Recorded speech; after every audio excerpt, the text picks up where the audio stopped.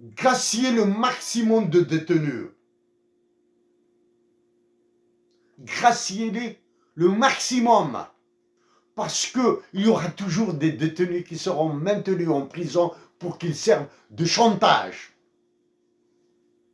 C'est une pratique des régimes faillis, des régimes en échec. Pour cet échec, contre cet échec, nos frères d'Algérie et nos sœurs d'Algérie, en pensant du fond du cœur à nos sœurs et à nos frères du sud algérien, sauront la maintenir, comme le dit l'expression, contre vents et marées. Mais il y a des moments où c'est des tsunamis. Et le tsunami est plus puissant et plus destructeur qu'une marée, qu'un vent. Chers compatriotes d'Algérie, avec tout mon amour pour vous, et avec un patriotisme passionné et passionnant, nous vous demandons de demeurer pacifique. Nous vous demandons de demeurer pacifique. Merci à vous tous. Et à très bientôt.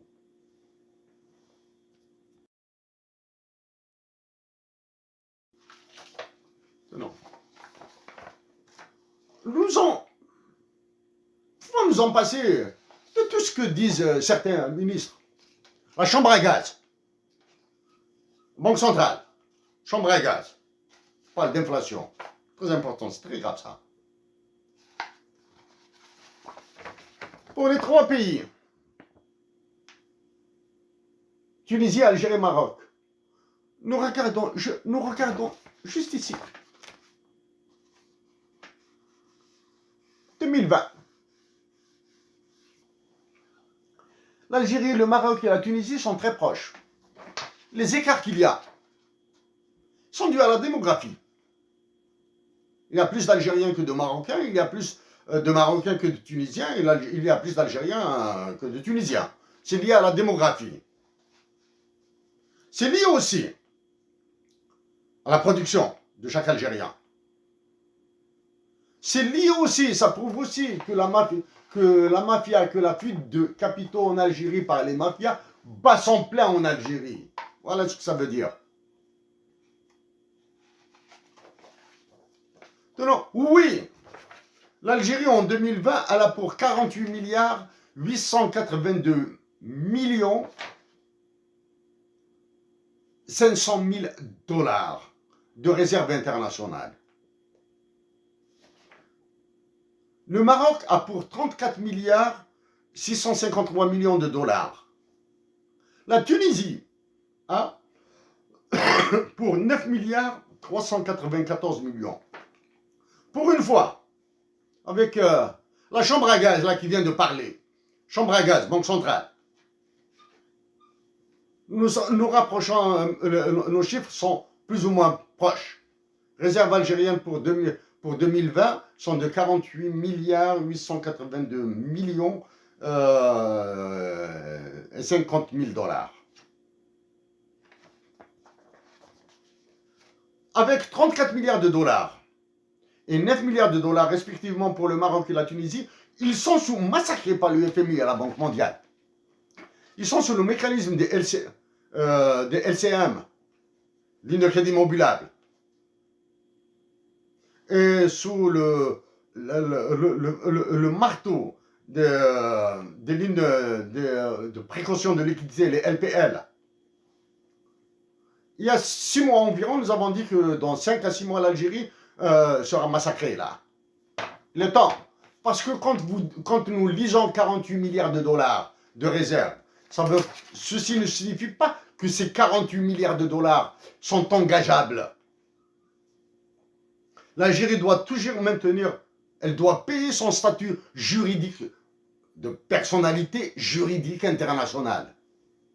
C'est-à-dire, elle doit continuer à payer ses cotisations, ses quotas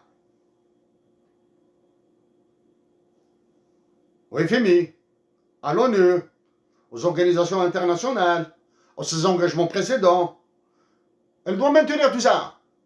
Donc les 48 milliards de dollars dont dispose l'Algérie, à peine s'il lui reste 10 milliards de dollars pour assurer sa survie. Donc les Algériens doivent savoir qu'avoir 50 milliards de dollars de réserve internationale signifie qu'une bonne partie, que les 3/4, voire les 4/5 de ces réserves ne sont pas mobilisables. Monsieur Tebboune, nous allons éviter d'autres sujets encore beaucoup plus complexes et explosifs. Oui, nous avons retrouvé les stocks d'or. Nous avons évité les bons trésors américains.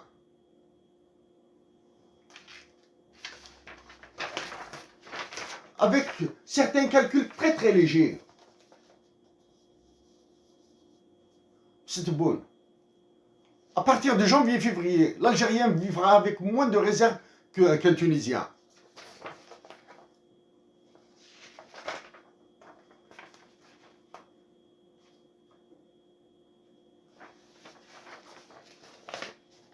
En bleu et en rouge, les importations de l'Algérie, les importations et exportations de l'Algérie de 2005 jusqu'à 2020.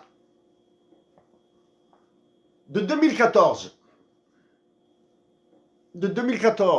les exportations ont baissé, les importations ont baissé, mais elles sont supérieures aux exportations. Donc, la balance commerciale algérienne, d'ailleurs, n'a jamais été positive depuis 2014. À quoi cela est dû?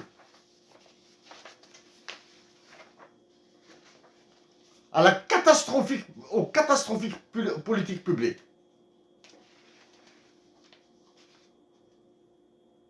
Catastrophique, désastreuse politique publique.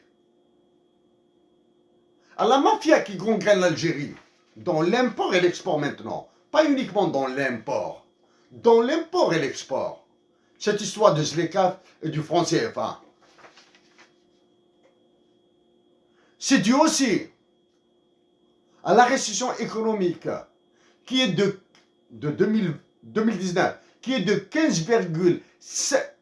2020, qui est de 15,5% et non pas de 7% ou de 5%.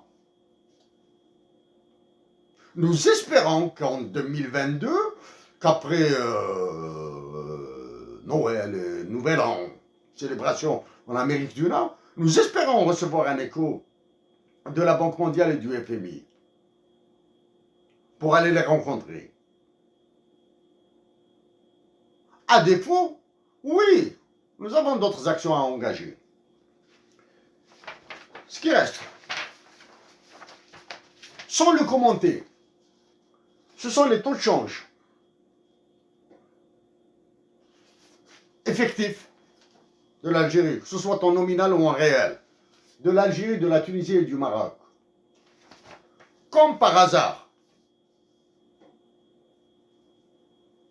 l'Algérie et la Tunisie se retrouvent dans les mêmes formes. Dans les mêmes formes. C'est-à-dire, c'est ce qui attend. Si actuellement l'Algérie cache cet aspect, c'est qu'il ira après. La dévaluation du dinar était un crime contre l'humanité. Parlons maintenant de l'inflation. La chambre à gaz, pour la première fois que la chambre à gaz parle de l'inflation en Algérie de 9%, alors que c'est une inflation relative.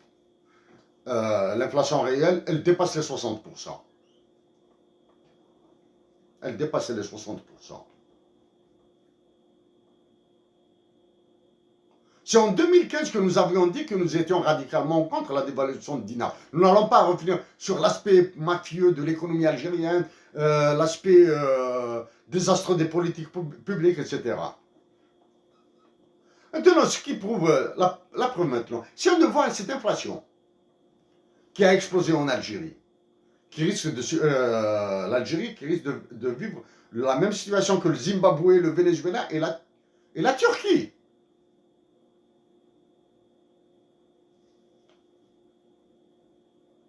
Maintenant, si l'émission monétaire, tout l'argent là que l'Algérie a fabriqué est derrière l'inflation, Donc, la planche à billets a été un crime en Algérie. Ça, c'est la première. C'est elle qui a alimenté l'inflation, alors qu'il n'y a pas de production. Ça, c'est la première. Ça pourrait être une piste. La deuxième piste, c'est que l'inflation est réellement engendrée par la récession de 15,5%, c'est-à-dire la baisse de la production. Ça pourrait être ça. Il n'y a aucune théorie scientifique qui dit que l'inflation peut avoir... aucune théorie scientifique, mathématique, qui permet de démontrer que l'inflation est strictement monétaire ou productive. Économie. Aucune. Je défie n'importe quel économiste de me contredire. Comment? Nous le défions. Maintenant, dans les deux cas de figure, l'émission monétaire, dans les deux cas de figure, l'émission monétaire est une catastrophe. Donc c'est la preuve que l'émission monétaire est une catastrophe. Si c'est elle qui a déclenché l'inflation, il fallait l'éviter. Si c'est le manque de production, la récession économique qui a déclenché l'inflation, donc il fallait pas faire, il fallait éviter la planche à billets, la fabrique de l'argent. Avec quoi se retrouve l'Algérie maintenant? Elle se retrouve avec des taux d'intérêt négatifs exceptionnels. C'est-à-dire c'est la faillite des banques. Faillite des banques, licenciement du personnel, crise sociale, etc.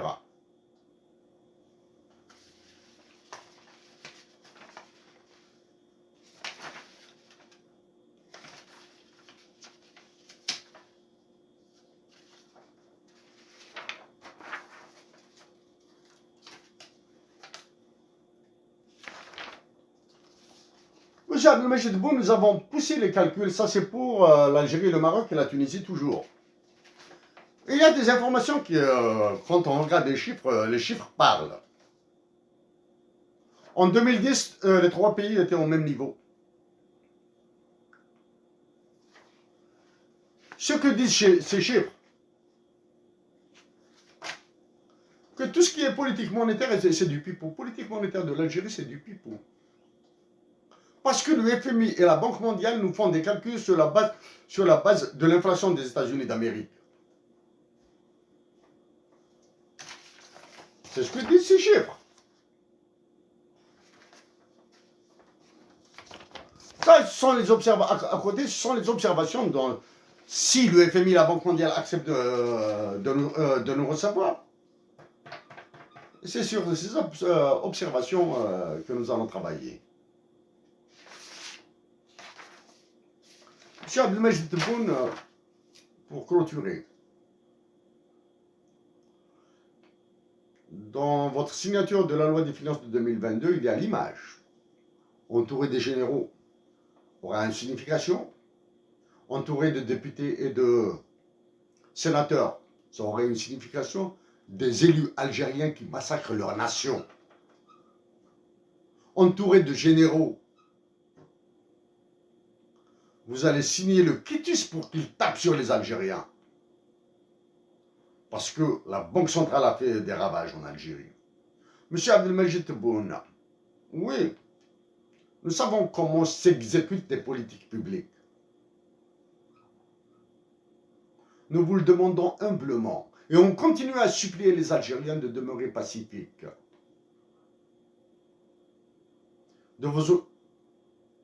De favoriser les droits humains en Algérie.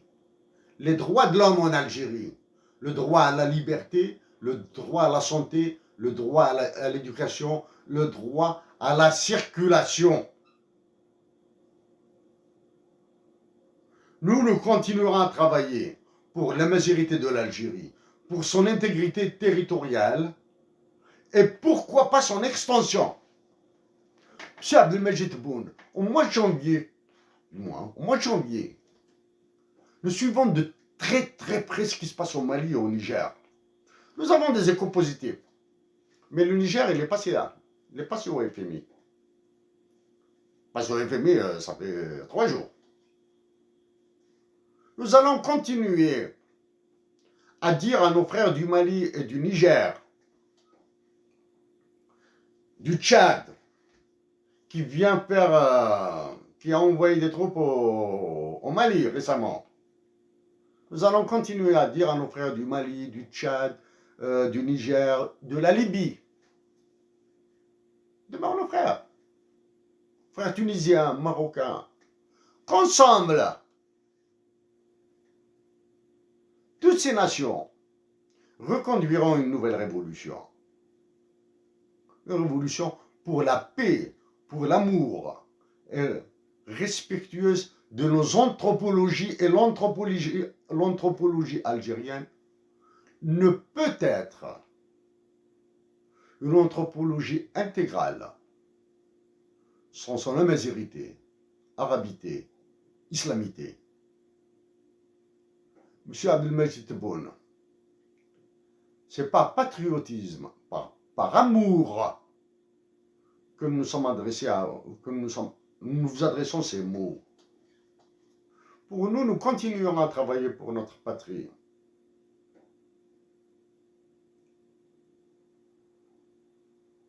Gracier le maximum de détenus.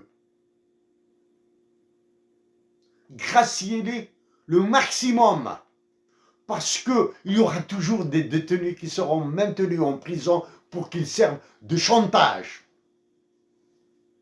C'est une pratique des régimes faillis, des régimes en échec.